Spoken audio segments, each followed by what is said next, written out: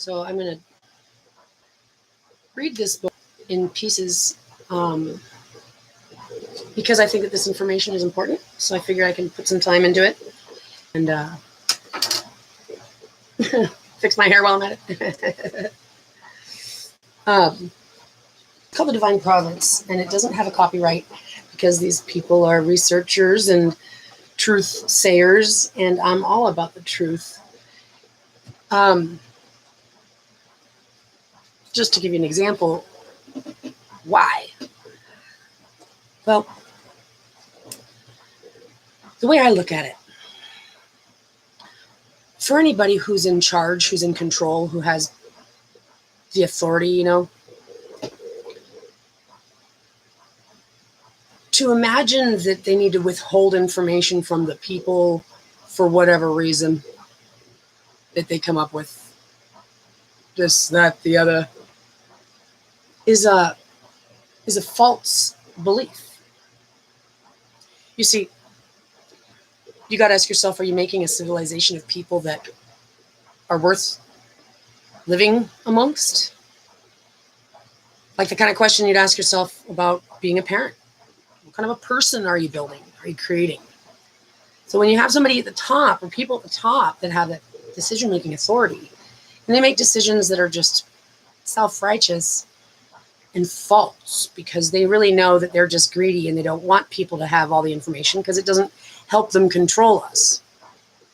We know that that's the underlying truth, no matter what they say. So it's best to let the knowledge be known. Not only are you going to create better people, more informed people, you're not going to convolute yourself with false statistics about lazy, dumb people that you've convinced yourself exist because of the society you built. All those lazy, inbred, disease-ridden, mitochondrial women, mothers, whatever. Those are false lies. People are capable. People have a heart. And I'm going to go as far as to say even the worst of the worst. And I don't know. I don't even like scary commercials.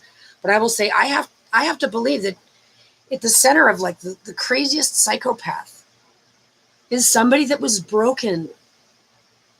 A psychopath isn't born evil.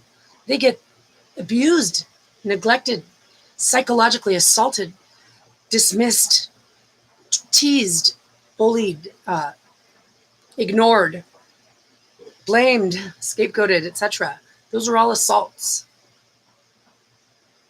It's even an assault when you've got tons and tons of money and you're just too busy to spend some time being a parent yourself. So if you want a real civilization to last, you're going to have to act like you're not balls to the wall, willing to give them the knowledge, because you're going to want to flourish together. And that's the vision that I have for what's coming. I believe that we've entered some kind of a ray of light. The pale blue dot? It's like a little blue dot in the middle of like a brown ray of light. But you see the rays. You can see that there's other colors too. Yeah. And that was just a small little dot.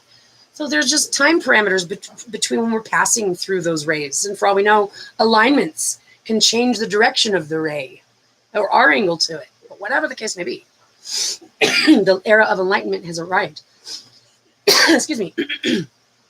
And that just means more photons, more knowledge. So it's coming. There's nothing they can do to stop it. So we might as well manifest the world we want to see. Would you agree? Right? Okay. So the Divine Province.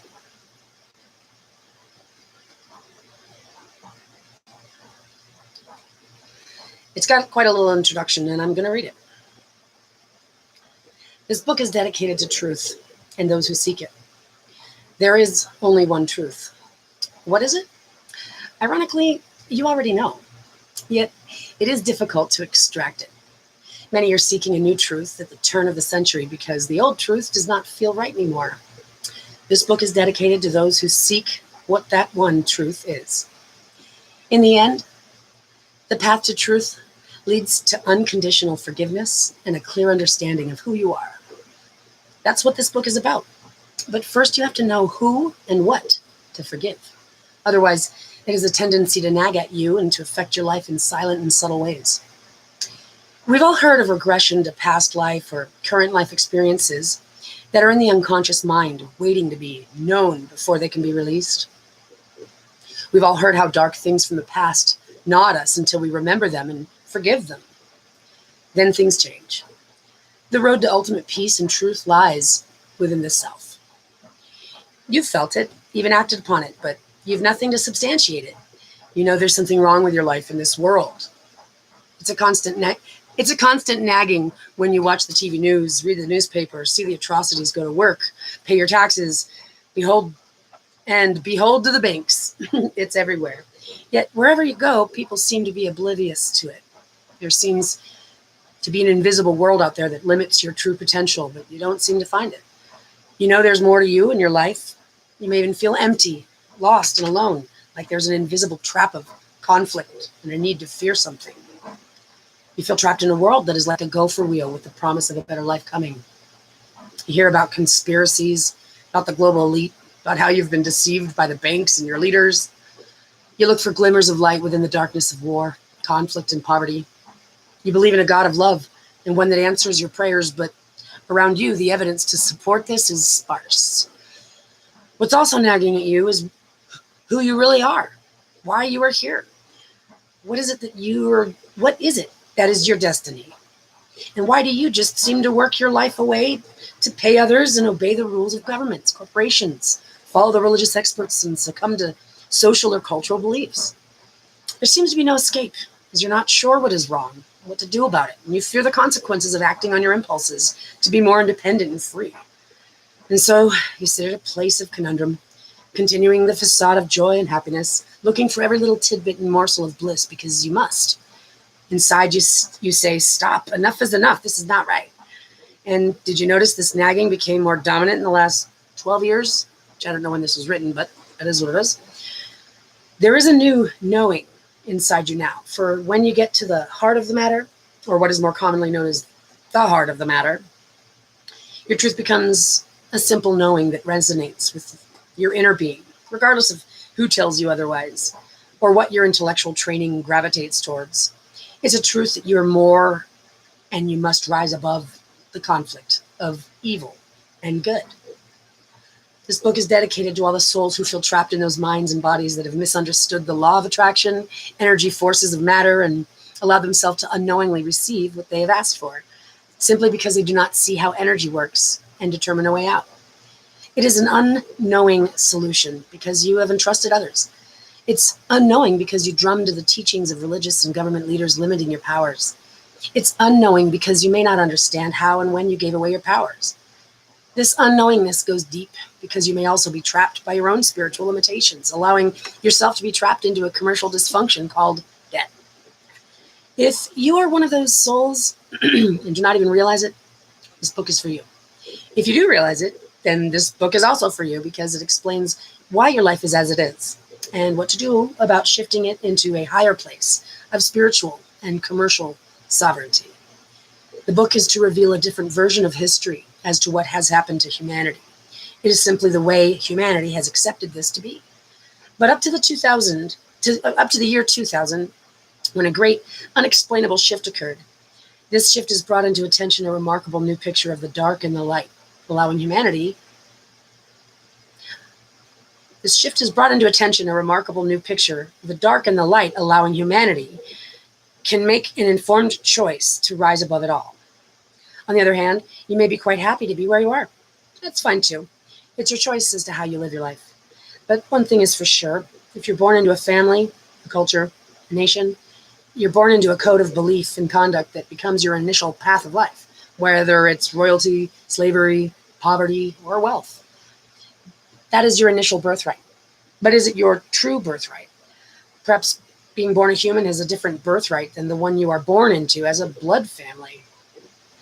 It has to do with the truth of who you are beyond what you see and believe you are as a human being, drumming to what religious and government leaders tell you. With the mind and ego's refusal to acknowledge who you are, you may find that these leaders are not functioning in your best interest as an eternal entity of etheric energy. and as you approach one of the most miraculous times in human evolution in all of the history of the cosmos. It would be nice to have some inkling of a better alternative than simply living in a body, living whatever comes your way, and dying. As you may have been captured into the matrix of money and materialism, perhaps there is a little exit light in the tunnel of physical life that you did not know about. This book is about a new truth that is rapidly emerging like a tsunami worldwide. It is a shifting consciousness of awareness of what humanity has received by way of their own volitions as a sea of debt and struggles. A life that is not what was meant to be, and certainly what was not a place that humanity's trust and faith in their leaders would take them to.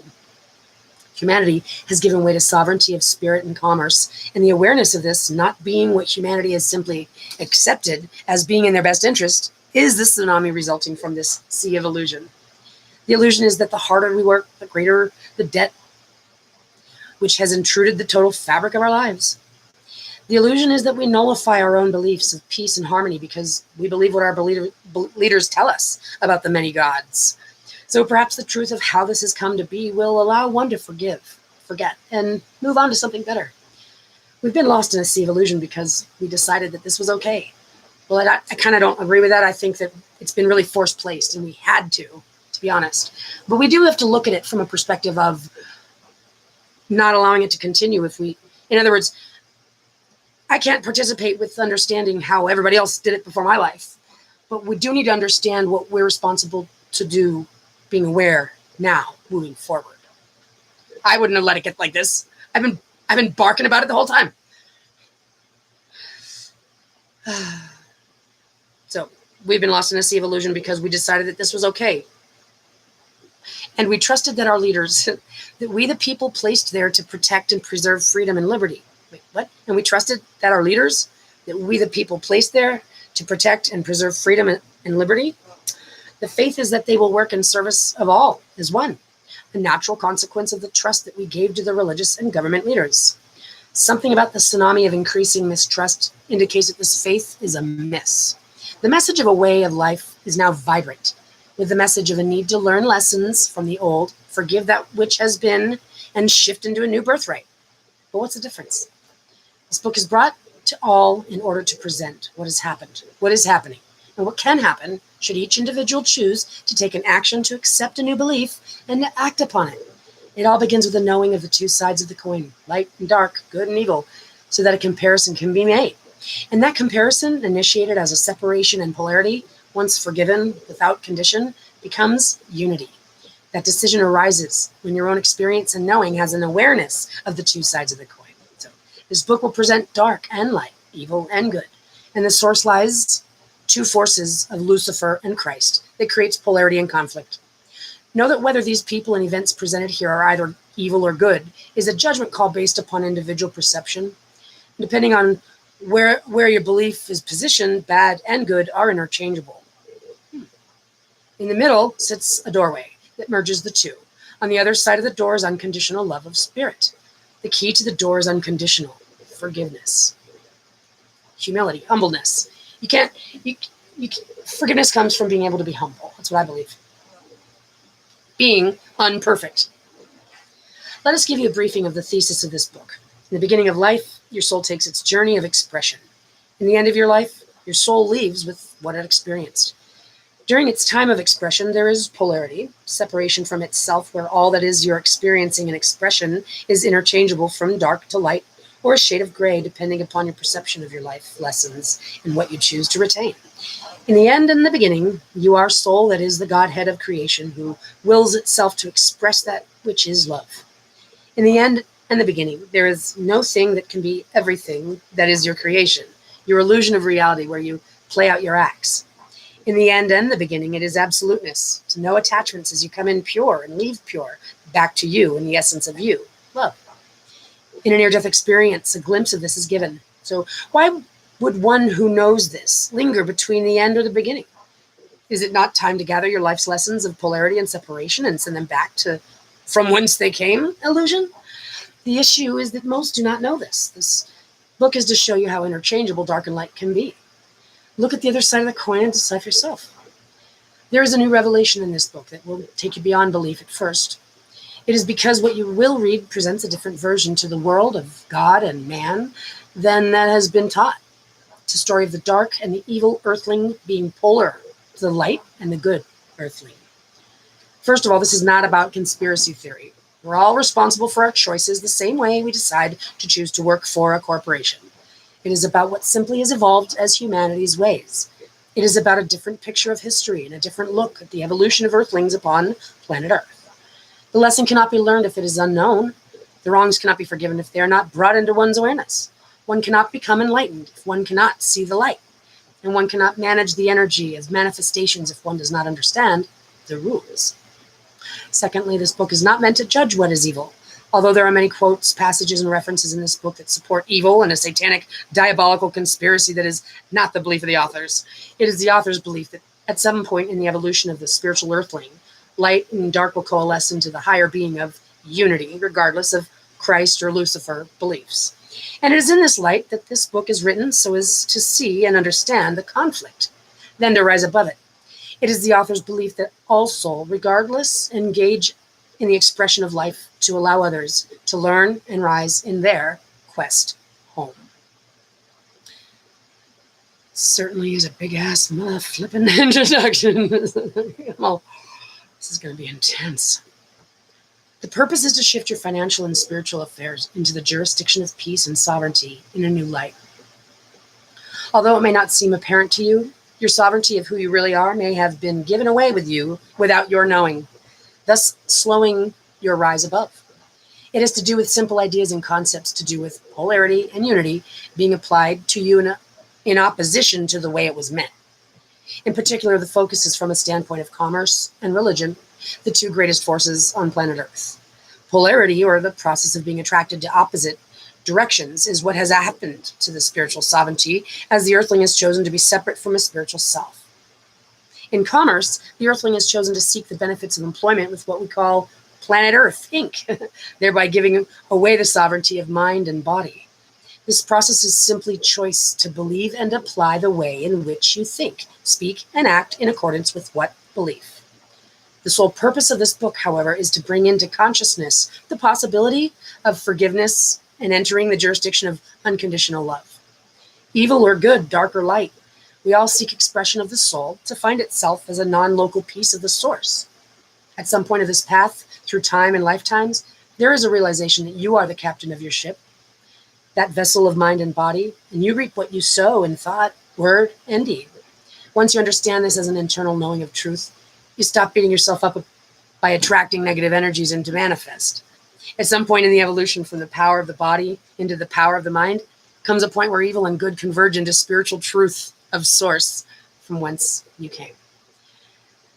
That is the journey of the soul that has been creating its life expression in the lower realms of body and mind. Now the time is nigh when humanity is at a point of convergence and a locked gate called unconditional love and forgiveness. And so is the new perspective of how humanity has evolved into its current state of spiritual and commercial polarity unfolds. It's the author's hope that each can say, it is time to forgive those who have benefited at others' expense and to bring into manifest a life of peace and abundance. Hallelujah. We're going to have to get over it. That's how they're going to plan on dragging it out another 1,000 years, just having to talk about it. Ugh, we're done. Come on. Right? The right direction. On the commerce side, the process has been one of unity. The real physical vessels called a body, which in the beginning is a sovereign physical thing, has been united with a fictional thing similar to an invisible commercial business entity. The end result has been to take on the rules and conditions of the business thing by choosing to unite with it unknowingly. Of course, these rules are statuses and acts as administered by those who feel it necessary to do this. In order to regain the physical sovereignty, it must be polarized or separated from the fictional thing. Of course, there is a right and wrong way to do this, but there is a process that allows this. Of course, the result is to shift your financial system from debt to credit. So the need is to shift beliefs and to implement this in thought, word, and act within a new world of polarity and separation, opposite of what prevails. I guess that means status quo. On the other side of spirituality, the polarity has evolved on this planet as separation of ideas, philosophies, and religions that dominate and are in fact responsible for the greatest carnage, conflict, and war. The process manifests itself into hatred, fear, and anger, yet based upon the philosophy of love, peace, harmony, and goodwill. The revelation is that the shift to unity, in that all of us are one, being one with the thinking, speaking, and acting of love, just happens to be at the root of all religions. Once you take the administrative and polar beliefs out of the way, it falls back to unity with a spiritual essence that is what we are, and a common goal of peace, love, and harmony. Thus, religions which have the fundamental beliefs of some vengeful God who sits in judgment of sin, so interpreted by middlemen of the churches, has resulted in a separation from what is the fundamental belief of spirituality. And so the need is to shift beliefs away from separation and polarity, away from thus middlemen who are the interpreters of God's wisdom, and enter the new world of unity and oneness with a spiritual self. The two processes, applied the way they have been since recorded history, are simply as they are, and it is all a matter of personal choice as to how polarity and unity are engaged in through one's thoughts, words, and deeds. But in the end, these are choices that have a consequence on the way your life unfolds, much more than you may have realized. The degree of sovereignty you attain, and most of all, the quality of your life's abundance and peace, are, of course, the big question. In the current world scenario, humanity grapples with having entrusted these two functions of commercial and spiritual sovereignty to the leaders of religions and commerce. The Great Awakening is bringing millions forward who see that this is not a system that they want. Conflict becomes the realization. The peers of many of these leaders have marched towards dominion of money and religious beliefs. Both create fear and hatred, either in the form of fear of hell, God's vengeance, sin, not attaining spiritual rights. It leads to dominion over the sovereignty of spirit, rendering it powerless by keeping it at an instinctual level of survival, like an animal who only survives at other things' expense. The true nature of your spiritual powers is thus not able to develop, so you become powerless to bring those into fruition. This strategy works well with the current dominion of money, which has been converted to debt. The powers that be have marched toward the dominion of cyber money and done this through debt. Nations and individuals are controlled by debt obligations, which are as easy to erase as a keystroke in the computer. In the march towards this dominion over money, the debt conversion of money with intrinsic value has been converted to a debt instrument, which now controls nations, individuals, and fabric of society. Thus, debt under this dominion keeps the mass working and powerless, totally focused again on survival, a lower, more instinctual, non-spiritual mode of existence. This book is about the way to implement the opposite strategies, and importantly, implement a new spiritual foundation of unity, so as to perform the polarity in commerce and peace, harmony, and love. It presents the polarity in a different light, so one can clearly make a choice to rise above both schools of thought that are in constant battle. It is important in this to understand how and why these two major jurisdictions of spirit and commerce have evolved by Earthlings' allowance. More importantly, it is vital to understand the owners, directors, administrators, and controllers of the processes that have bound humanity to the continuing conflicts. It is time to meet the ones who created and run Planet Earth Inc. empire, and to understand how this has occurred and the purpose of the corporation. It's important to bring into each Earthling's reality a new look at these in order to think, speak, act in a new way, as directed by a new belief system that allows each to experience their full potential, as it is through the fundamental controller of mind and belief that such a shift is allowed to change the Earthling's life. It is important to embed this new belief, or at least the awareness of alternatives, to have any effect. If you believe that there is not some ultimate power within you that is above all you know, then you may be limiting your true potential, ignoring all the millions of instant physical healings that have occurred and are documented.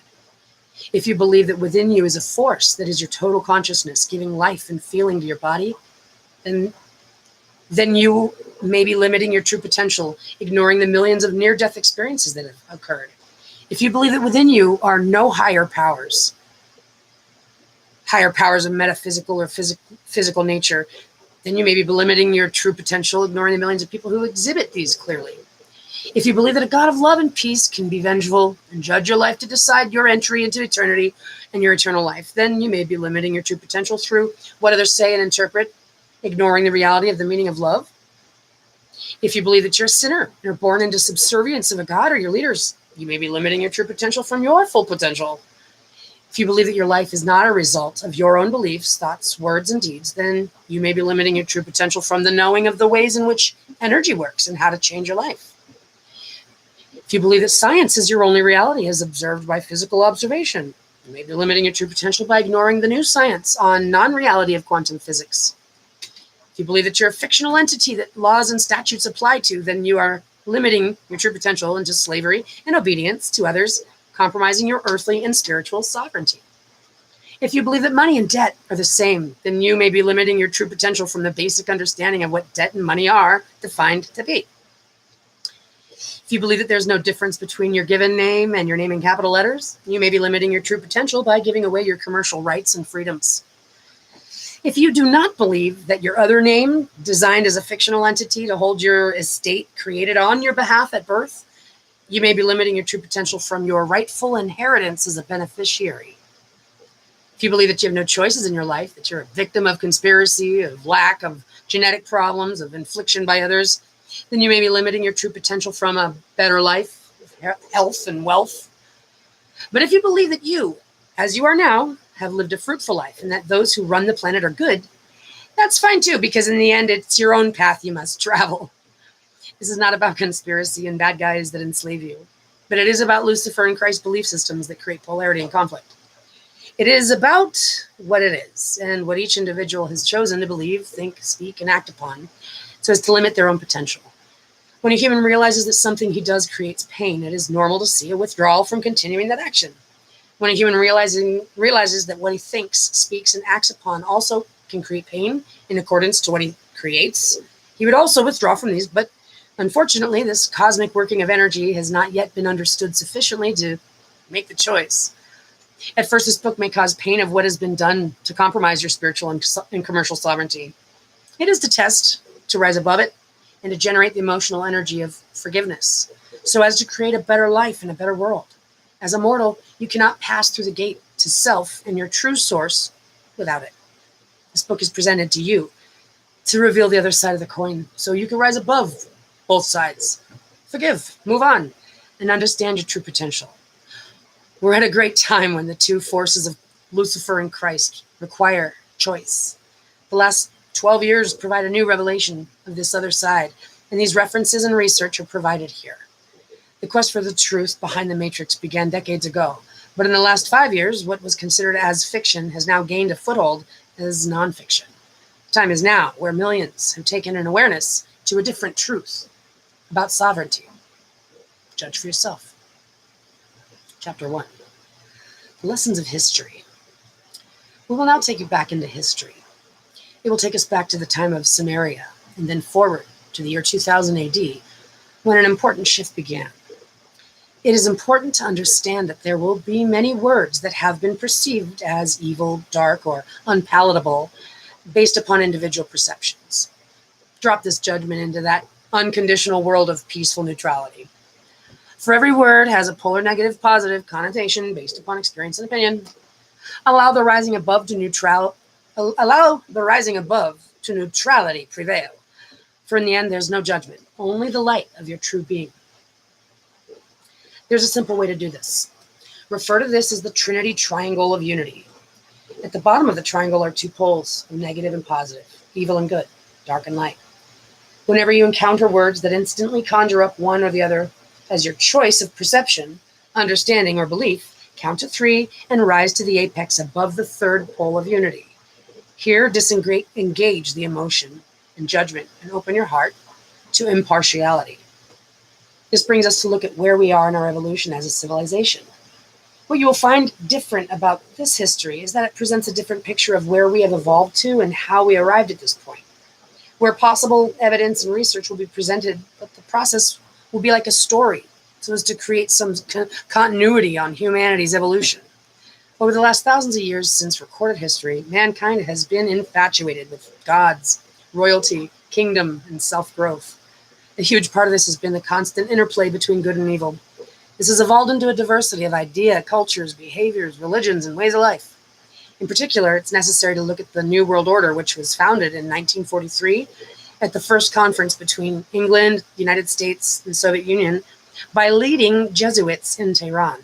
It was reconfirmed at the end of World War II following the complete victory of the Roman cult controlling the Roman Catholic Church and the reestablishment of effective Catholic control of the former Frankish kingdom principalities, now known as Germany, France, Austria, the Netherlands, and Switzerland. Although this NWO may be termed a conspiracy as reflected by the reverse side of the Great Seal of the United States, 1776, the Latin phrase Novus Ordo Seclorum, appearing on the reverse side of the Great Seal since 1782 and on the back of the U.S. dollar bill since 1935, means New Order of the Ages, and only alludes to the beginning of an era where the United States of America is an independent nation state, but is often mistranslated by conspiracy theorists as New World Order. If you look at source of Novus Ordo Seclorum, the motto Novus Ordo Seclorum was coined by Charles Thomson in June of 1782. He adapted it from a line in Virgil's Eclogue IV, a pastoral poem written by the famed Roman writer in the 1st century BC that expresses the longing for a new era of peace and happiness. Annuit Coeptis, the motto above the Eye of Providence, was inspired by Virgil's The Georgics. Also, Virgil's epic masterpiece, the Aeneid, describes an ancient symbol of peace held by the American bald eagle, the olive branch. Indeed, the fathers of the United States had this in mind, but did not turn out this way. In fact, the U.S. has become a strategic corporate takeover to serve a different purpose. In conspiracy theory, the term New World Order, or NWO, refers to the emergence of a totalitarian one-world government. The common theme in conspiracy theories about a New World Order is that a secretive power elite with a globalist agenda is conspiring to eventually rule the world through an authoritarian world government, which replaces sovereign nation states and an all-encompassing propaganda that ideologizes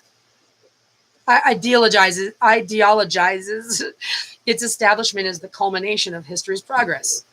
Significant occurrences in politics and finance are speculated to be orchestrated by an unduly influential cabal operating through many front organizations.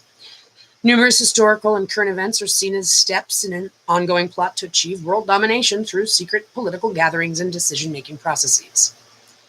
Prior to the early 1990s, New World Order conspiracism was limited to two American countercultures, primarily the militantly anti-government right and secondarily fundamentalist Christians concerned with end-time emergence of the Antichrist. Skeptics such as Michael Barkin and Chip Berlet have observed that right-wing populist conspiracy theories about a New World Order have now not only been embraced by many seekers of stigmatized knowledge, but have seeped into our popular culture, thereby inaugurating an unrivaled period of people actively preparing for apocalyptic millenarian scenarios in the United States of the late 20th and early 21st centuries.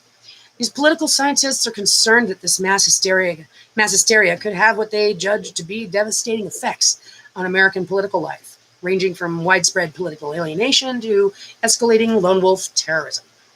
Indeed, there is a worldwide plan being orchestrated by an extremely powerful and influential group of genetically related individuals, at least at the highest echelons, which include many of the world's wealthiest people, top political leaders, and corporate elite, as well as members of the so-called black nobility of Europe, dominated by the British Crown, whose goal is to create a one-world, fascist government, stripped of nationalistic and regional boundaries that is obedient to their agenda.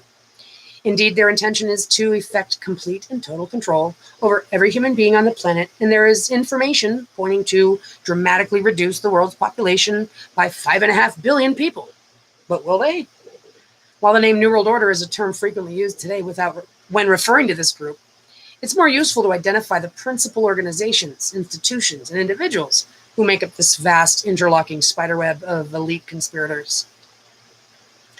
The Illuminati is the oldest term commonly used to refer to the 13 bloodline families and their offshoots that make up a major portion of this controlling elite. Most members of the Illuminati are also members in the highest ranks of numerous secretive and occult societies, which in many cases extend straight back into the ancient world. The upper levels of the tightly compartmentalized need-to-know basis Illuminati structural pyramid include planning committees and organizations that the public has little or no knowledge of. We will dissect the corporate structure to look at the founders, directors, committees, and secretive groups that are part of an incredible business plan of the gods. However, from a non-conspiracy theory point of view, one can look at this as simply a world business that we were all born into as our birthright and have accepted it to be this way. There's really no conspiracy when it is just business. World of kings, queens, and kingdoms, no different than the large corporations we're all familiar with. Some may conspire against your rights as employers, some may not. It must be brought to attention that the business plan of the ones who control the empire of planet Earth and its peoples are simply attempting to create a better life for their slaves. Is it so hard to believe that the New World Order is an enormous Earth corporation run by those that have the greatest corporate financial smarts? Can it be so hard to believe that despite the connotations of the word slavery, that the liberties and freedoms have become better over time? After all, the best slave is the one who believes he is free. And on the other hand, if the Latin phrase, which has always been in plain view, really means the New World Order of the ages, then what does it really have to do with conspiracy? Is it so hard to believe that the New World Order of the ages is a massive shift away from these world corporations into a new consciousness? We're at an interesting time now where such a shift is indeed occurring, but this is the topic for part 2. Indeed, the end of the century marks something that has never happened before in the history of Earthlings. It's about spiritual and commercial sovereignty of the mass. Huh? Right? I guess I'm following you. I'm asking myself, my God. Let's continue on. Let's just see where we go with this. If one is born into a family or a culture which has rules, one can accept these rules through life or reject them. That's if they were told what the rules are. Okay. It's not fair. That's not funny if you just expect us to figure them out as we go and then judge us based on it. Like, oh my God, I cannot even believe it. What? How? When is that? You got to tell them the rules. Needless to say, there can be no choice if the new rules do not enter the awareness, right? So as to provide a choice, like I said. Don't judge me if I didn't figure it out by myself. I love following the rules, so tell me what they are, and then let me impress you. No, they don't want to be impressed. You see, especially if you're a girl. They don't want to be impressed. They just are supposed to make sure that you die and go away. Stop trying to talk to them about their business or their fiduciary obligations. Whatever. They also hate up on that mitochondria. I think they know why they hate up on it. Okay, and I have the feeling this guy's book is going to get to it because it touches base with all this stuff, which is why I'm reading it. First of all, because the metadata needs to be in the we need to get this metadata out there. Second of all, because I'm being hunted by these guys, family, eugenic, genetic misogynists. And the more amazing that my circumstance gets because I'm being tortured alive and my child is being tortured alive and we're being separated from one another, it appears literally to see what happens to us. Genetically, I believe I'm being monitored. I believe I've found the information, and I believe I've found at least one of the databases where the information is being stored. And there's a whole lot of other supporting facts as to why it's more than just a belief. Seriously. But by the looks of it, it looks like we're being genetically monitored. But more or less, we're being genetically tortured so that they can see what happens to our sequence.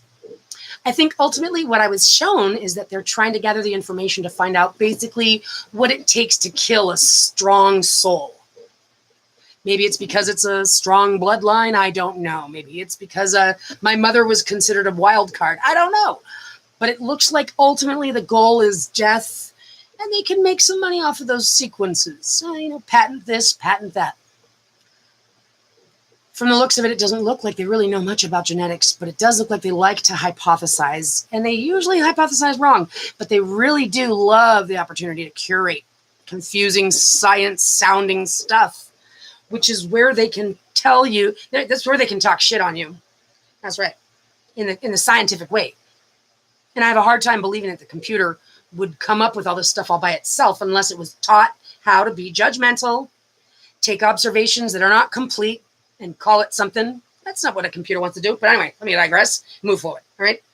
Point being, there's reasons why this information needs to be out there, whether you're listening to it or not. I'm putting it out there because it's going to translate me into written word. And this needs to be put in the metadata. So I'm willing to do that. So it says, the purpose of this part is to present history and to meet the owners and directors of the corporation, Planet Earth, that gives us the benefits we graciously accept at a cost. It is to present to you a different version of our evolution and why we're where we are as Earthlings. It is to see another choice. It is to determine whether you really want to be a free spirit or not. So you could be the judge. I can definitely feel that it's very masculinely written, which is fine. I can present a different point of view, and that's fine. Fascinating details. Okay, let's go. And you'll have to excuse me. When my child is back in my arms, I'm going to be able to take a deep breath for the first time in years. Okay? The fact that I smoke stupid cigarettes, they're stupid. The fact that I smoke marijuana, it actually helps. The fact that I go on, it's because I've been isolated and freaking hunted and murdered alive. So don't judge me, okay? Have some self-dignity if you're listening and watching this. Do yourself a favor and step up your game if you got anything negative to say, because that's not what we're doing here, and that's not what we're doing in the future. So take some advice and turn your frown upside down. Even someone in my circumstances who's tortured can set it aside for a second and just try to cleanse my mind and feed it with something healthier. Knowledge. You're going to watch some television shows, some news. You know that you're going to be subjecting yourself to some violence and things. If you're choosing that because, well, then choose something that's intense but worth learning, or question, or hearing another side so you can question other things that you've been taught. Knowledge is power. The kind of power you don't like. It's not the type of thing that's addictive. It's the kind of thing that is empowering. It's the way I want to look at it. So. Chapter 2, the threads that bind Earth, religion and commerce. I'll have to say, taking a look at the situation, it's true. But that pretty much means banking, right? The Vatican, they've asked for all the assets to be returned by the end of the month. Does that mean like if they've lent out some painting or book that they have to have all that back too? Is Mother Mary coming back? Is she going to help Earth?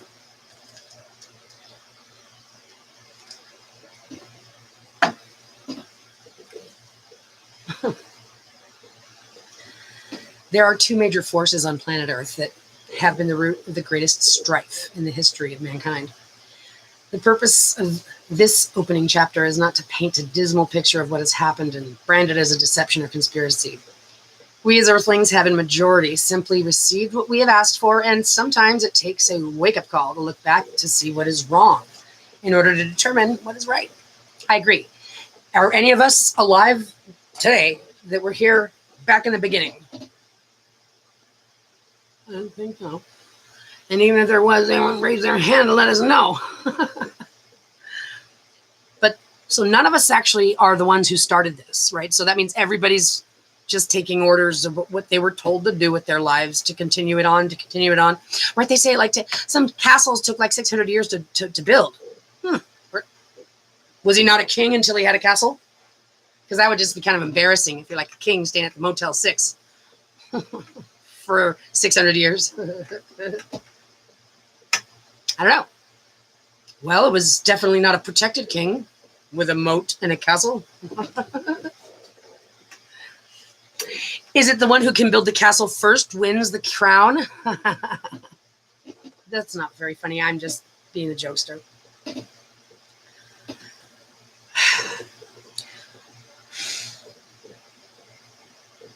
It's been so for a long time. Historical research shows that these two forces have been active and evolving over thousands of years, originating in Babylonia and Sumeria and even earlier. Over the last thousands of years, these humans' tendencies to seek freedom, prosperity, and spirit have become more influenced by the religious orders and the international bankers. At least this is the way it has evolved. There have always been those who've sought dominion over others. There have always been those who sought sovereignty of spirit, peace, and harmony. There's always been gods, kings, queens. There's always been those who had special powers and resources to control armies so as to advance their personal goals. There have always been gods, either mythical in their minds and perhaps even in reality, that have been kind and vengeful, peaceful and warlike, to serve their own purposes. And it seems that there have always been the religious orders and higher priests that have proclaimed themselves to be conveyors and administrators of these gods' desires. It doesn't come as a surprise that those who have taken a heartless path of dominion can easily control those who are more heartful. Exactly, because it doesn't hurt them. It's not that this is wrong or right, it's simply the way humanity's chosen it to be. Now, I don't agree with this guy. I'm going to have to say something. I'll tell you, I am a little bit, my opinion has changed a little bit, okay? It's maybe this chapter that I read, I said, oh, this is going to be great. It's because they provide facts, but when he goes on and on and on like this, even I would have to say we should get Grammarly. I'm just kidding. I didn't mean that, but I did. Just because I'm thinking 800 pages, if we're off to this kind of a start, I'm never going to get done with this. And I'm having a hard time following it because you're writing the way you speak. Now, that's judgmental. Did I just do it? I did. But what I did was I gave you a constructive criticism. Because I want to read this information. I'm just having a hard time following it. It's a little too chunky. So with all due respect, sir and sir, I'm going to do a little bit of a different thing, and instead of read your words word for word, I'm going to try to chunk it up into pieces of information. Okay, hope you don't mind. Thanks so much. Okay, because what this guy's talking about here, religion and commerce, and it's true. Those are very powerful forces. But this is a question that I've asked. If you were like the devil or the Antichrist or whatever they talk about, right, and it says that even the elect will be fooled, right? So like when I heard that when I was a kid, I didn't study religion. I just kind of had it introduced. I was like, well, I mean, who's the biggest population of people on the face of this earth if you had to chunk us all together? And I was thinking it's probably like religion. Like, if you think about it, everybody, out of all the people on the earth, the largest percentage of people are probably commonly religious in some way, shape, or form. Okay, so that's when it said to me, well, then that's how they're going to get tricked, directly inside their religion. So he's got some, it's a table that was created as of 2005. Oh, this is old. It's fine. It's good to see time, how not much changes or a whole lot of it does. So it says followers. Christianity has like 2.1 billion. It's about 30.58%. Islam, followers, 1.5 billion. Why are they doing it like that? Now I'm going to have to calculate the difference. Thanks, guys. So then Islam adds an additional 21%. Non-religious people is the next 1.1 billion. Right, because at the time the population was 6.8 billion. So this 1.1 billion adds another 16%. Then Hinduism, Chinese, Buddhism, primal indigenous, African traditional, Sikhism, Jewish, Spiritism, Judaism. Really, Judaism is only 14 million. Baha'i, Jainism, Shinto, Kaudai, Zoroastrianism, Tenrikyo, Neo-paganism, Unitarian Universalism, Rastafarianism, and then Scientology, 500,000. This is 2012. The lion's share of 98% includes 6.8 billion followers that abide by the beliefs of the world's top 7 religions. All except the 1.1 billion non-religious believe in a higher deity, gods, or gods. Notice there's a new religion kid on the block called non-religious, and it's getting increasingly bigger. Oh, that was the third one.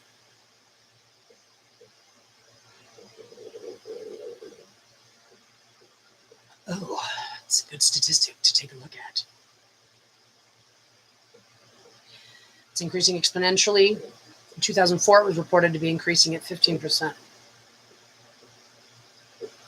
In order to fully understand the evolution of the largest empire of Christianity, it's necessary to understand the pyramidal structure of the headquarters, the Vatican. Vatican Empire does not need introduction in relation to its power and influence. Created up, yet they are forgiven because they are the chosen ones of. Wait, well, what?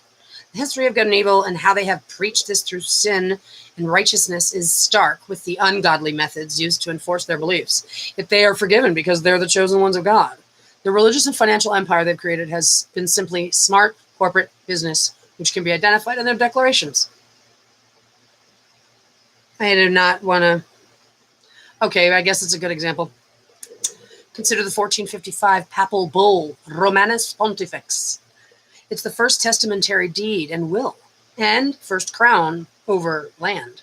This is the first trust ever written. And although you may believe because it was written so long ago, it is not relevant. Think again. As you ponder the chapter that follow, you will find that what is in force today goes back a lot further than that. It is just that most simply don't look at the history that way.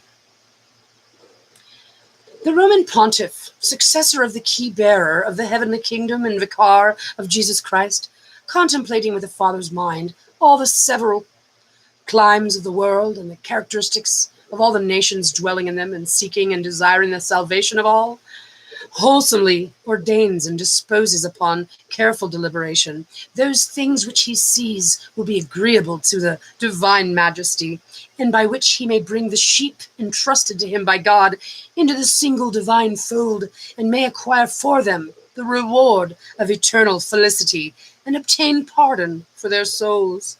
This, we believe, will more certainly come to pass through the aid of the Lord, if we bestow suitable favors and special graces on those Catholic kings and princes who, like athletes, are intrepid champions of the Christian faith, as we know by the evidence of facts, not only restrain the savage excesses of the Saracens and of other infidels, enemies of the Christian name, but also for the defense and increase of the faith, vanquish them and their kingdoms and habitations, though situated in the remotest parts unknown to us, and subject them to their own temporal dominion, sparing no labor and expense, in order that those kings and princes, relieved of all obstacles, may be the more animated to the prosecution of so salutary and laudable a work. It just took my wind out of my sail. I was just like, was all, Ay, caramba, anyway, but here's the thing. This is important information, so I'm not going to stop bringing it. I'm just going to change my direction with this, because this is not going to be able to be done. It just isn't. It just isn't. Oh, no, it's stuck. Okay. And especially because his perception is, well, he's probably going to have this point of view because he's bringing some pretty important information to the forefront. So he's going to have a way of looking at it that's like, well, you know. But, okay, here's a good piece of information.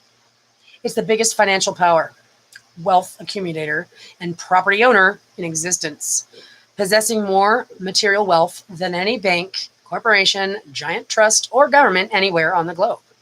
While 2/3 of the world earns less than $2 a day, and 1/5 of the world is underfed or starving to death, the Vatican hoards the world's wealth, profits from it on the stock market, and at the same time preaches about giving. Vatican is a business engaged in the commerce of souls and sin. It's accumulated all that wealth over the millennium by replacing a price tag on sin.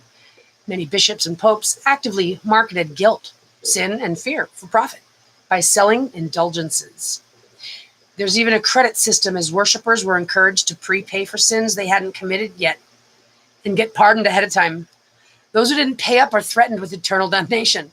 Another method was to get wealthy landowners to hand over their land and fortune to the church on their deathbed in exchange for a blessing, which would supposedly enable them to go to heaven.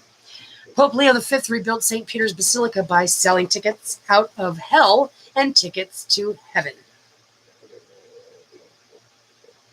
In a statement published in connection with the bond prospectus, the Boston Archdiocese listed its assets at $635 million. which is 9.9 times its liabilities. This leaves a net worth of $571 million.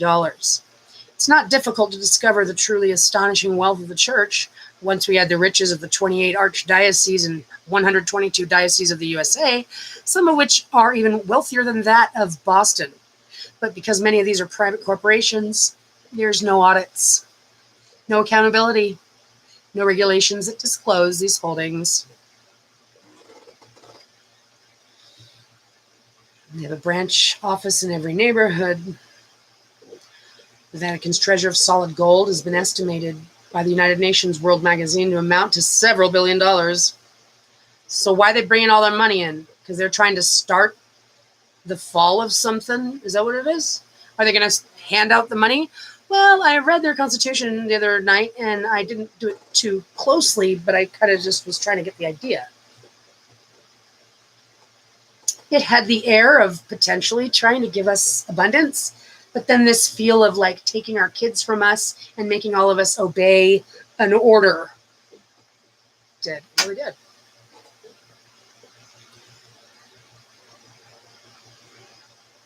Right? Over 30% in that top spot.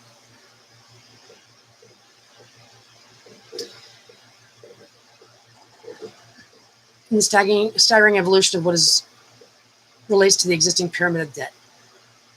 Some staggering numbers of non-wealth. The figures indicate total external debt by, country. No, these are trillions of dollars, right? Million, billion, trillion, yeah. Pardon me. So we're at the top. United States with 15.5 trillion. The UK, 8.9. Germany, 4.7. France, 4.6. Then Japan, Ireland, Netherlands, Italy, Spain, Luxembourg, Belgium, Switzerland with 1.2 trillion. Australia, Canada, Sweden.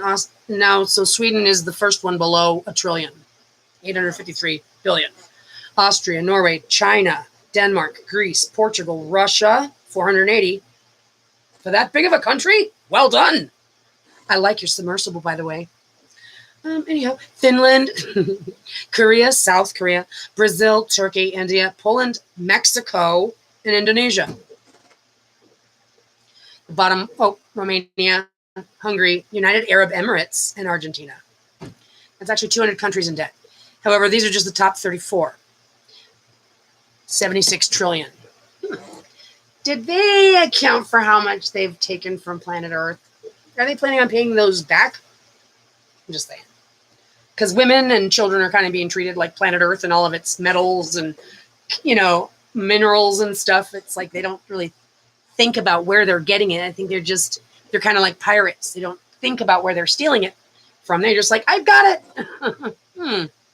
It's probably because they don't make babies. I think that's why they're disconnected. I don't know. Just saying. Anyway. Corporations. Employees. Wait. Right? The model is not different than any of the religious and banking models. It has simply evolved and been accepted this way. Well, whatever. Now have a look at private banks and a list of their assets under management. What do you mean? Are these actual employees or are you talking about people? That is simply the nature of the corporation. The massive employed personnel. Okay, so they're just talking about actual personnel. United States Department of Defense, 3.2 million employees. The DoD, People's Liberation Army, that's China, with 2.3 million. Walmart, 2.1 million. McDonald's, 1.9 million. National Health Service in England, 1.7. China National Petroleum, 1.6. State Grid Corporation of China, 1.5 million. Indian Railways, 1.4. Indian Armed Forces, 1.3. Hon High Precision Industry, 1.2. Okay, now we've got private banks. Bank of America, Merrill Lynch.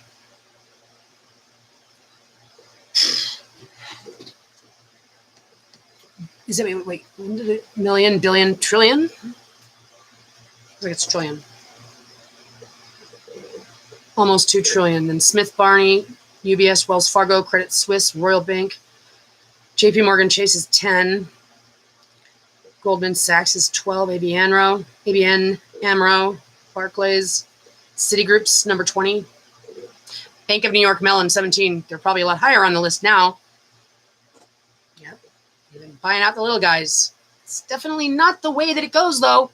So if you've got a small corporate trustee, and then you get bought by like one of the biggest wealth management companies, that's not equivalent. You're not replacing the corporate trustee. Small guy, small bank, someone that you bank with, to the biggest wealth management company in the world. You can't do that. There's a reason why a grantor wants to choose a small bank. You know what I'm saying? Because you're gonna have to manage the disputes between family members. That's what you're there for. When the trustees don't know how to make sense of things because they're full of greed, you're a corporate trustee. Bank, Mellon Bank. You're supposed to do your job. You're not supposed to side with the trustees. That's a given. But you do, don't you? Oh, you do, don't you? Well, as soon as we can get around to talking about that, we're gonna, because you want to know what the big fat difference between somebody who wants money and somebody who wants legacy is truth. People who are greedy want to make it seem like, well, no, they believe everybody else is out for money because they're obsessed with it. So they can't see. They're like, oh yeah, right. Sure, you care about family and legacy. Yeah, but clearly you don't. Clearly you're full of money in your head. Clearly you need to be demoted. You need to step down. You need to lose that fiduciary title. Okay? You cannot be trusted managing the money, and I don't care if that's what you do for a living. You spit on legacy, and for that, you're going to lose yours. Okay? Okay. Huh? What? Bloodlines? 13 bloodlines? Eugenic misogynists is what they are. Their card was going to come. You know that. You gentlemen knew that. Don't pretend like you didn't. But what if I'm not a woman? I'm allowed to have any pronoun I feel like these days. And I'd appreciate if you'd treat me like a gentleman of respect, of respectability. But that's the truth. What if you're not allowed to do that anymore? So forget you guys and your fiduciary breaches. They will be accounted for. So it's important to understand the money game is the whole problem. Yeah. They want to look at all these commercials. Do you need help? Do you need therapy? Do you need rehabilitation? You can get help. You can be your better self. You don't be it, right? Just all of them. You know, what you see first is them pushing products on you. And then somewhere down the road, you're going to see the class action lawsuit that they're suing them for, right? Aren't these products FDA approved? Well, they usually are. Whatever the case may be, it's all law, lawyers, fees, fines, charges. It's just so disgusting to see what people do for money. And I think the problem with that is because they're disconnected to children because they don't build them. I'm going to have to say that's probably one of the big ones that if you don't look at it, you should. That's the problem. No wonder they can kill children because they'd rather play with bombs. They don't get it. They want to create a society and a civilization of people that war over things that cannot get along. Well, that's childish. There's never going to be a solution for that bad attitude. Who is anybody going to talk to if they came here? There isn't anybody in charge. It's just a handful of freaking brats that won't knock it off already. Truth be told. How embarrassing. If a UFO was to fly into the ocean and then like blow up because there was a mine in it. I mean, what are you guys doing over there? Have you heard there's like submersibles running into each other and then both submersibles sink with a crew of skilled men because they're all rigged for red down there, paranoid. Because they can't get along. Because they can't get along. No. Don't make up excuses. It's called because they can't get along. They can't share? Is that it more accurately? Is it because somebody said something that offended the other guy? Is it to fill a bet? Is it a bet? I mean, what is it? It's because they can't get along. No, it's the truth. The truth. Mothers wouldn't send our children to war. Not my kids, not your kids. There we go. Now we've got a reason to get along. especially because it's a world with lots of different cultures, right? 7,100 languages. That's a lot of languages. We're talking an alphabet and a writing system that you taught others and speak amongst them, and collectively you speak together. And it's called a language, and it's got its own thing, and it's 7,100 of them. Wow. That's impressive. Can't get along. Yeah. It's because they're trying to multitask, but they're really terrible at it. They don't really know how to multitask. So they think they're supposed to they think that they're like, oh, I'm going to knack this multitasking thing. Just watch. So in their mind, multitasking means if you can get 100,000 people to be under your control, or if you can get 1 million people to be under your control, the person with the 1 million people that they can control is the winner. And then the other guy's the loser. So he's like trying to figure out how to automate feeding us, clothing us, and educating us and getting money out of us the fastest. Way to go. You didn't win. You totally lost. But that's because their numbers game is all fudged too.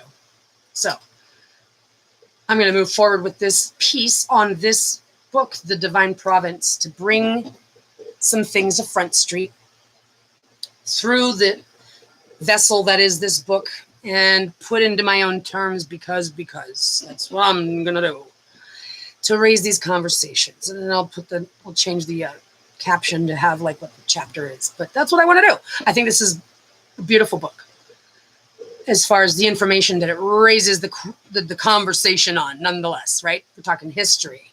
We're talking religion. We're talking money. We're talking law. We're talking individuals, sovereignty. That's a very important conversation that I got to tell you personally, it's very confusing. You got to be very careful when you try to learn something on YouTube and research. And if you're anything like me, I didn't have any money to buy a subscription to this guy and that guy and this guy. No. I was sure that I was going to be able to find some piece of information that I needed without having to pay for all of that. But be careful. So there'll be templates out there. There'll be instruction people out there, straight up written from the devil, trying to tell you the opposite of what you're supposed to do. And they're like, here, use this template. And remember, always write your own documents with your own wording. Okay? So here's the template. Go ahead and download it. Just fill it out and send it in. And you're saying to yourself, but I think, I suppose you just told me I shouldn't use anybody else's template because then I didn't write it myself. What? Here's a template. Well, templates are good, though, to give you a little bit of an idea, but how do you know if it's right or wrong? So I just say be careful, okay? Be careful out there. Don't try to I've got folders of forms and things and templates, and ultimately what the studying of them taught me was recognize that contracts is a way to understand everything. Recognize that your ability to speak for your own behalf through handwritten letters to administrate your affairs is always going to be the best method. I have found laws that support things like, debts are discharged, and then you go, okay, well, how come they don't, and why 1099 OID, except for value, accept the charges and discharge, right? I'm not going to go in. If they've been charging me for something I didn't do, they're like, no, don't argue. Go and just accept the charges and discharge the debt. I'm thinking, oh, I hear you now. Now you're just trying to get me to walk into that web, which I still don't. I'm not going to go in and admit that I did anything that I didn't do. Whether or not saying it is going to discharge it is just not true. So I'm not okay with that. And I don't like anybody trying to tell me that that's the way it goes. I could see where they were going with that, and maybe in some instances it's no problem, but what I can tell you is that this book in and of itself represents the big shitload of information that's been askew, how it affects our life. And ultimately, this whole entire book is about family, legacies, dynasties, powerful history, religions, which is, if you looked at those lists, it's pretty much the cultures because they came up with them. And that's the can't get along. Clearly, because no mother was interned. Another mother. But anyway, so there's a God devil thing, and it's got to do with power, control. But this earth, your sovereignty, your ability to know yourself and to direct your affairs, this is good knowledge. But what I would like to point out at this point is this. This book is chock full of facts and details. It might help wake up a whole lot of people. But as I sit here and hear myself, I'm thinking, this is an old book. This is a good chunk of information that at the time was probably really hard to find. But at this point, it's kind of well known. And the way I look at it, it is about forgiveness. It is about seeing things a certain way and understand polarity and all that whatnot. But if you two gentlemen will excuse me for saying so, because I just kind of came full circle. Just glancing at stuff, it just kind of whoop. That's the way that the mankind guy does it. Chock full of blup, blup, blup, blup, blup. Blup, blup, blup, blup, blup. Blup, blup, blup, blup, blup. He's got a lot of research in here. Great. Good for you. I mean, with all due respect, I don't know if reading these paragraphs chock full of information is going to make me go, oh my God, I've got to tell other people. Because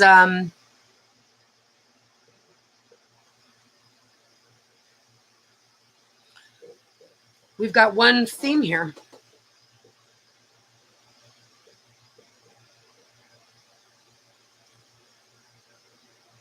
Fascinating. We've got one theme here. And I hope you don't mind me saying so, but it's the truth. It's a man's world. That's all that this is talking about. We could look at this table of contents. Basically, you could round them all off to that guy again. Oh my God, this guy again. And that's same thing. And them again. And them again. This is the way mankind wanted our world to look.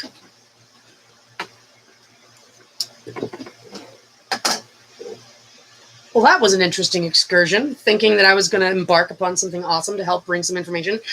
I'm going to find so much better of a book.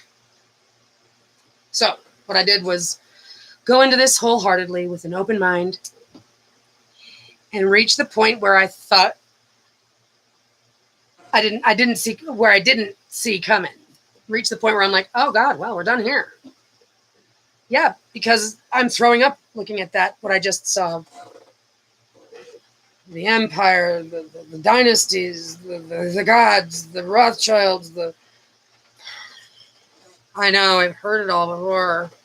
Corporate pyramids, global elite, banking. I'm so throwing up over all of it. War, arguments, can't get along, hate, crime, doing it for the money and all that other evil stuff. The only thing I'm willing to put some energy and effort into is thinking about the world that I do want. I really don't even care how it came about, what the fuck they're up to, what the fuck they were thinking. I really don't care to hear it. It's probably just going to embarrass them even more. Whether or not those 13 bloodlines know this,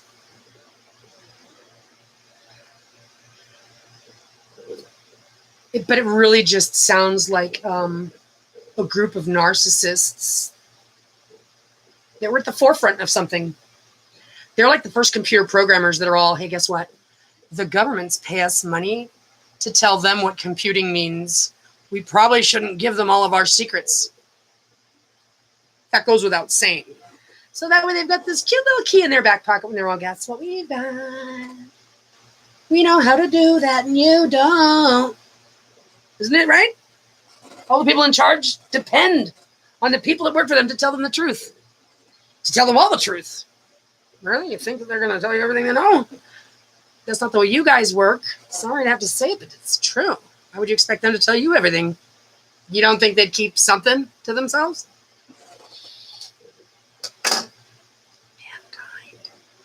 Mankind wants to compete for everything. Men aren't motivated unless they've got some kind of motivation, like a competition or the thrill of what you're going to win or just the title. If you even try to raise the conversation, do it inadvertently without them knowing that you're doing it, so that way you can catch them in their glory where they have to have competition. And I can't stand it when I hear it. Well, competition drives commerce. No. You're a liar. That's like saying slavery drives luxury.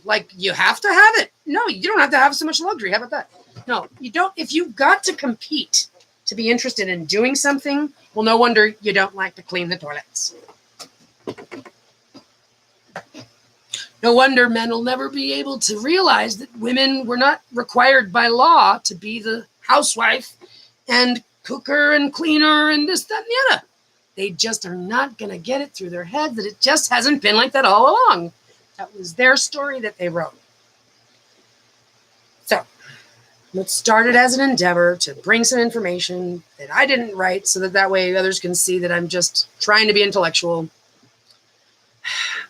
Resulted in what it always does, with all due respect to myself even. The message that I have is different than what's being spoken. Fact of the matter, and I'm not running from it.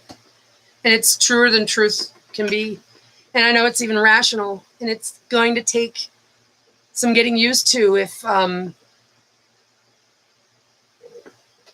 want to know what my opinion is that the message I have is the message that we all should be picking up on right about now, because it's obvious, and that is that the first slave was woman. She was made his slave. That they don't even think twice about it, but it's actually a problem. You enslaved woman as a wife, made her have babies right away, and then told her how to be a mother and a wife. Men, while having their other concubines or those polygamists or their secretary or whatever the heck, but all while trying to make her have to be this perfect thing, because they make a lot of money when they transfer them to marriages with kingdoms or trafficking, anything between. They simply think they own us. They simply think they own the children that we give birth to. They simply think that they're more important. They simply think that we don't know how to think. They simply think that we are broken because of having emotions and that mitochondria and periods and whatnot. That's what they think. But in reality, they're actually the ones that are babies. Women are more emotionally stable. Men are the ones that freak the fuck out when you offend them. They can't handle it for 5 seconds. They can't handle the idea that they're not superior to something, which is weird, because I don't know why they're always balancing themselves up against everything. They're always measuring themselves up. You notice that? It's kind of gross. I mean, when you know someone, you love someone who needs to have their ego fluffed, you don't hate that part about them. You kind of fluff their ego. That's what makes them feel good. But when you take a look from the outside looking in and you see all of them doing that, and when you know that at the heart of the matter, all of us women, for the most part, play into it because we've had to. And I think they still really believe that we believe it. I think they literally think that we're too dumb to figure it out. I don't think that they figured out that we actually are just smart enough to have figured out that if we do that, it makes it a lot easier on us having to be slaves. But I really think that they believe that we're okay with it.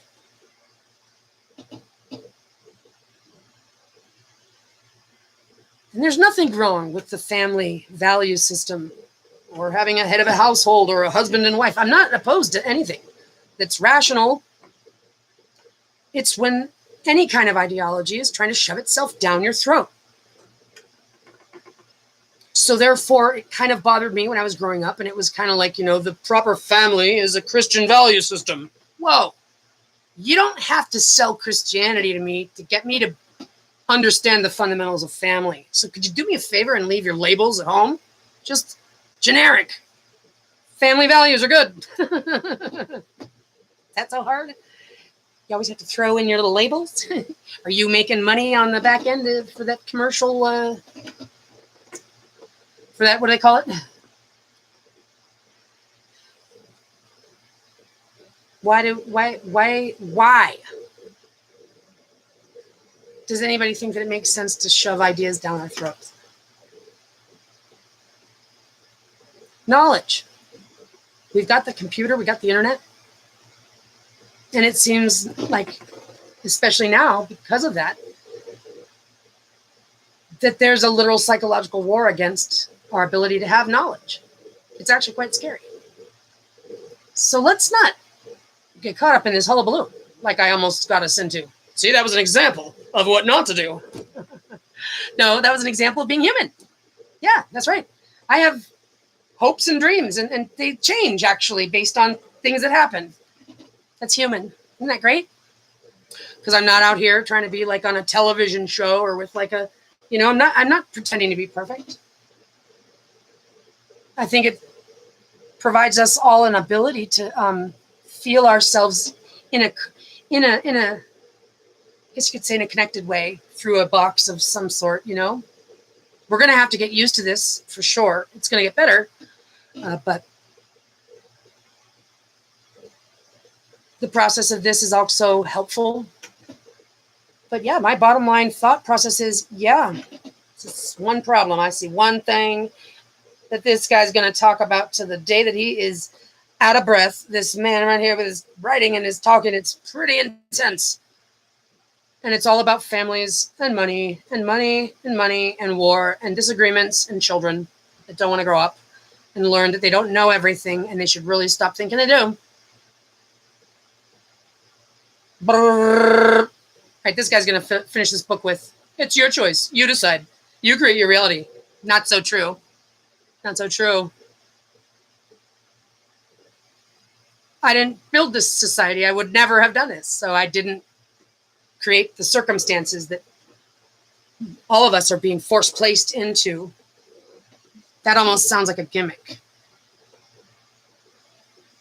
And like, look at me. I found this and I was like, whoa, it's got lots of information in it. That ought to be good. Now that I'm looking at it the right way, that's the red flag. Right? It's going to look like it's got all the details in there, but what they're really doing is trying to sell me on saying, well, this is just the way we accepted it to be, and I can change my perception of that or not. But remember, whether you know your sovereignty rights or not, if the judge or the court or the authorities have it out for you and you're on their list, it doesn't matter what you say, how you say it, if you say it. You won't get a lawyer to call you back if they don't want one to. It doesn't matter if you bring up good arguments and provide awesome evidence. It really doesn't matter. No one's going to see that anyway. That's the truth. Am I going to be complacent to that truth? Oh, hell no. I'm ignoring it as soon as possible. Kind of like that we're moving forward, because I don't want to talk about that system of corruption, system of war fighters, system of idiots who can't get along, who steal things from everybody and never pay it back, who violate every single living child, and they continue to do it till you're dead. And they don't ever plan on becoming dead. It's really self-righteous and gross. My thought process is that it's a foreign alien that's taken over these people. That's the best I can do. Give them the benefit of the doubt that they're not acting human because they're not being driven by one anymore. It's the best I can do. We got to help them, you guys. Because this money game is like the purest of evil. Like, they need addiction help. They need to go to a rehab. like minimum 90 days, like for their addiction to money and power and control, which actually includes sideways deals where you're not the murderer, but somebody certainly is getting murdered. Maybe not now, but eventually for sure. I mean, and I didn't try to profit off of it. It's just that's what I do. I bring in profits off of death. And I will never consider myself a criminal. I'm simply a white-collar professional amongst the top of the top, the creme de la creme. That's what they think. They don't see themselves as criminals. Ironically, neither does the criminal system. Criminal system only prosecutes someone if it's going to harm society on the whole. Really? Ugh. Complacency, right? It's all money. Why can money buy you out of murder? Because they like money. Well, why is the Vatican pulling all his money in? We better ask ourselves to start asking ourselves. So avoid this hullabaloo. Avoid all those conspiracy theory conversations. Just don't have them. There's plenty of other conversations to have.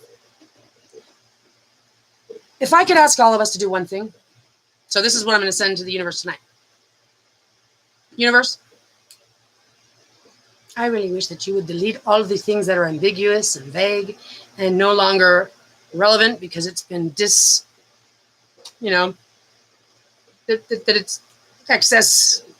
Get rid of it. Delete it, please.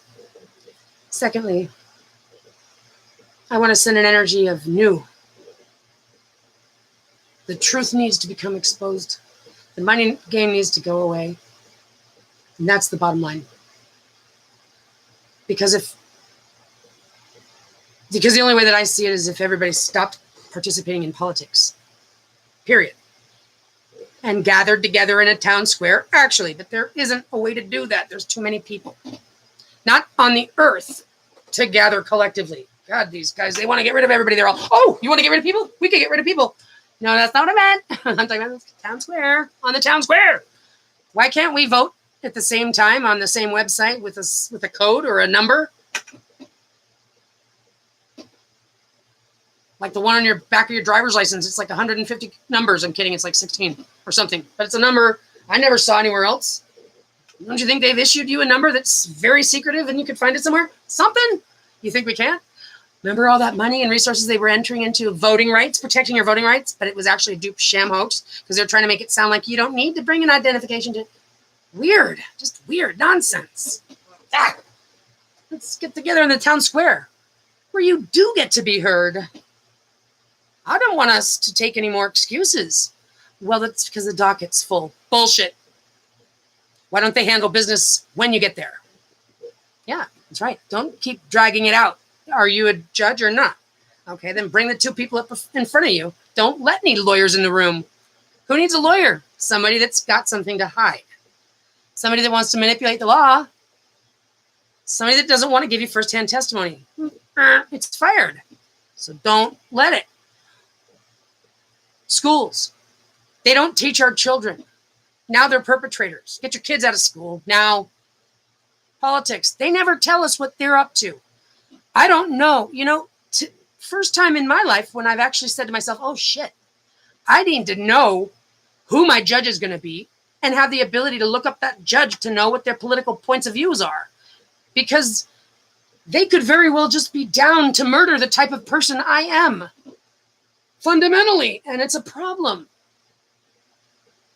When did I ever imagine in my life that I'd be like, I wonder if that's a Democrat or a Republican? I don't care about either side. I think they're both playing the game of tomfoolery. And I don't want to participate in it at all. I don't think they tell us what they're actually having us vote on. I don't think that they're really telling us what those bills mean.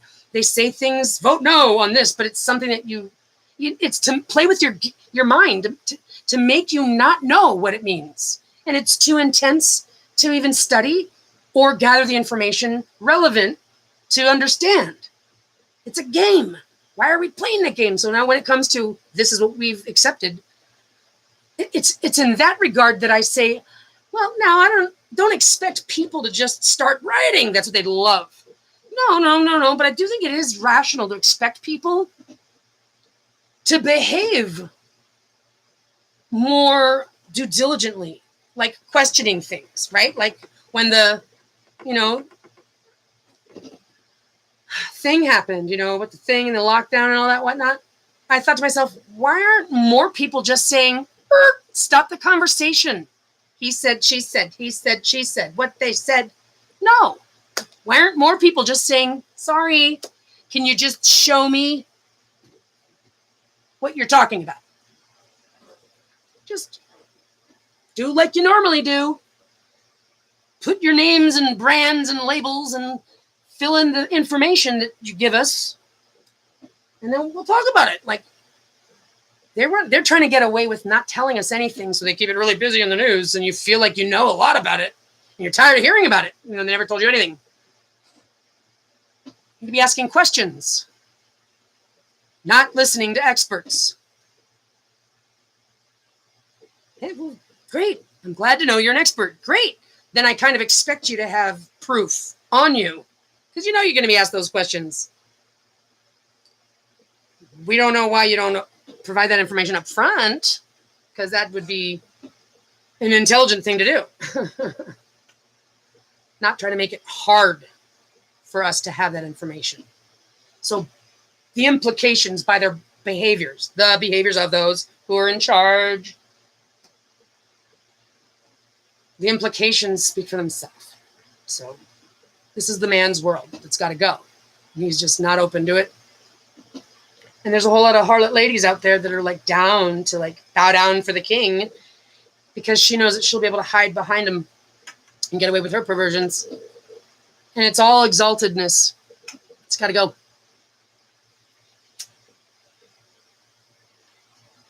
That's why I have a hard time getting crazy about Jesus. I love the Christ representation that my fantasy has designed. But when I read the scriptures, I find myself going, really? Did he say that?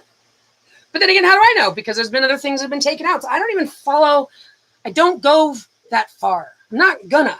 Because if it resonates with me, it does. If it doesn't, it doesn't. And it's not a crime against the soul. That's intense. Talk about bullying people and not using the right pronoun. Wow, you guys didn't get so defensive when people were saying you can go to hell. Well, you need to go to hell. Whoa, that's somebody could take seriously. More so than being called a different pronoun. Can you believe it? What is this world come to? Madness. So we're going to manifest the future we do want, which is truth, due diligence.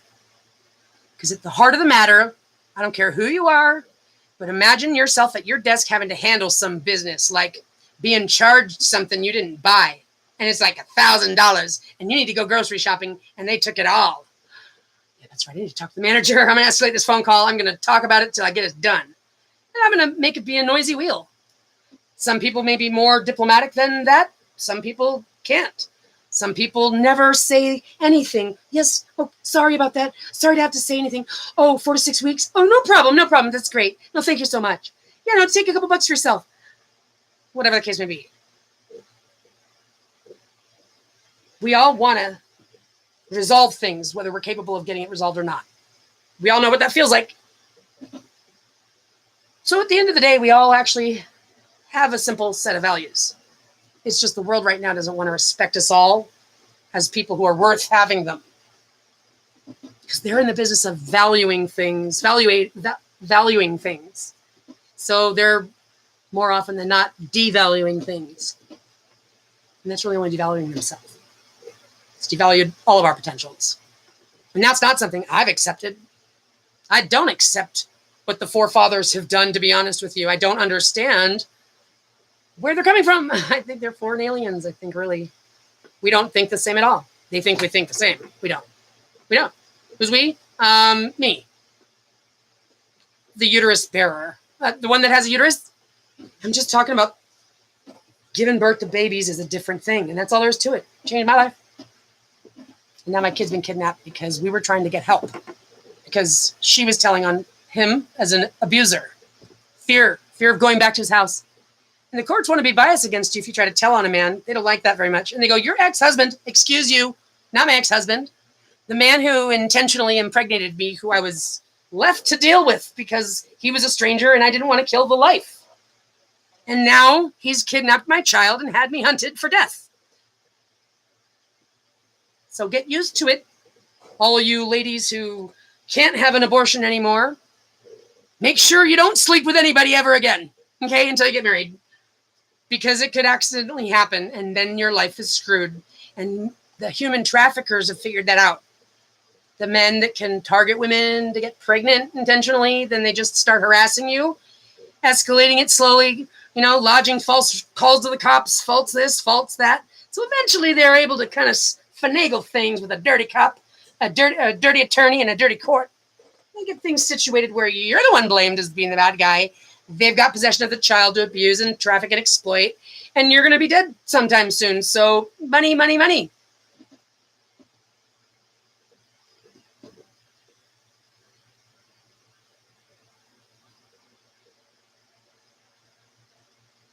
Yeah. That's what I have to say. That's what's on Front Street tonight. Front Street is get rid of the money game. This whole spiritual discussion is true. So let's talk about spirituality then.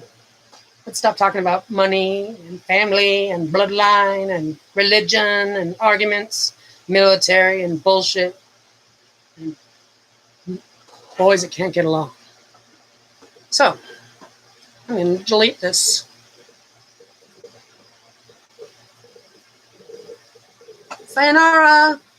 Information I do not need anymore, because we're moving forward. We're going to create the universe we want. And it's not going to come out of putting Band-Aids on this. It's going to be fresh and renewed. So get used to the idea that there's going to be a whole new thing, and it's not going to be the same old. Thank goodness. So anyone out there that's got children, wrap them in your wings. Give them love, and you honor them like a Lord you give your worship to. And with encouragement and love, protect their innocence, the children. And be good to each other. Lighten up. We all have to forgive ourselves, too. And just don't do anything that would harm anybody. Don't steal. Just be on your best behavior. Because right now is the time, if ever, in my life, to do it. You got to. And best behavior doesn't mean like, don't say the word fuck. Don't smoke a cigarette. Make sure you drink. No. No. Being your best behavior means just don't give up hope. Don't say, fuck it. I'm going to go do this and rob a bank. Steal that guy's whatever. Don't say fuck it. Don't give up hope. This is the sprint. The end of the race. The moment we've been waiting for to pull us in. You know what I'm saying? Where it comes from somewhere, you just gotta go. Don't lose hope. Question everything. Us people of integrity love that sort of thing. We're verifying things as we go. High five, right? And I know that it's hard, so I just try to remind myself as often as I can. Oh, I should do a couple sit-ups. Okay? And then go, and instead of saying, I should do more sit-ups more often, I go, I can get up and do them right now. And I shall. I'm going to go do them right now. I may not remember to do them every day or all the time and whatnot, but when I do, if I do, then that's at least a good sign. So yeah, bye-bye, hullabaloo. Welcome the new light. Love. Forgiveness. And getting rid of that money game and competition. To us all. Yeah, keep your chin up. Because it's going to be hard as fuck to get us through this, but we're gonna. We already do. I have confidence in that.